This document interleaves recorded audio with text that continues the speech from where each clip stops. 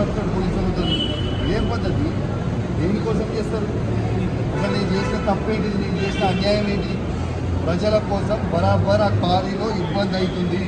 ఇల్లీగల్గా నడుస్తుంది క్వారీ. అది రేవంత్ రెడ్డి బేనామీ, సీతక్క బేనామీ, కడియం శ్రీహరి బేనామీ, ఎమ్మెల్యే నాగరాజ్ బేనామీ. వాళ్ళ బేనామీలకి కొన్ని ఎన్ని రోజులు రాస్తున్నారు. ఇదేం పద్ధతి? అసలు దేని నాకు నోటీస్ ఇవ్వకుండా మీరు ఎట్లా అరెస్ట్ చేస్తారు? రేవంత్ రెడ్డి చెప్తే మీరు అరెస్ట్ చేస్తారు. రేవంత్ రెడ్డి చెప్తే మీరు అరెస్ట్ చేస్తారా?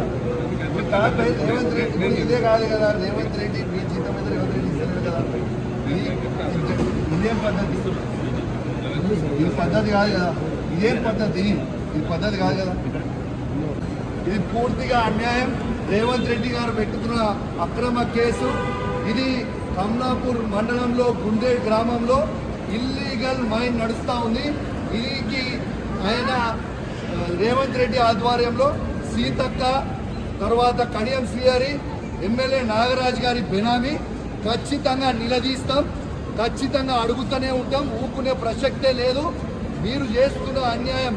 ఇల్లీగల్ మైనింగ్ నడుస్తుంది అక్కడ. కేవలం 2.5 హెక్టర్స్ మాత్రమే ఉంటే ఇలా ఆడ ఇల్లీగల్ మైనింగ్ 20 ఎకరాలలో చేస్తూ ఉన్నారు. గుండేడ్ గ్రామ ప్రజలందరికీ కూడా చాలా ఇబ్బంది అవుతా ఉంది. గుండేడ్ గ్రామ ప్రజలు మొత్తం కూడా ఇబ్బంది పడుతూ ఉన్నారని చెప్పి కూడా ఈ సందర్భంగా తెలియజేస్తా ఉన్నాను. ఆ ప్రజలు ఇలా హెల్మెట్లు పెట్టుకొని మరి చేసే పరిస్థితిగా ఉంది. ఇలా ప్రజలందరూ కూడా గమనించాలి. ఇలా రేవంత్ రెడ్డి గారు చేస్తున్న అక్రమ అరెస్టులు, అక్రమ కేసులకి నువ్వు రేవంత్ రెడ్డి గుర్తుపెట్టుకో. నువ్వు ఎన్ని కేసులు పెట్టినా, ఎన్ని బెదిరించినా భయపడేది లేదు. నీ సంగతి తప్పకుండా చెప్తాం. ఖచ్చితంగా ప్రజలలో చెప్తాం. ఖచ్చితంగా చెప్పే ప్రయత్నం చేస్తాం. జై తెలంగాణ, జై కేసీఆర్. मज़ीद ताज़ा तरीन खबरों को देखने के लिए आप देखते रहिए फ्लैश 9 न्यूज़।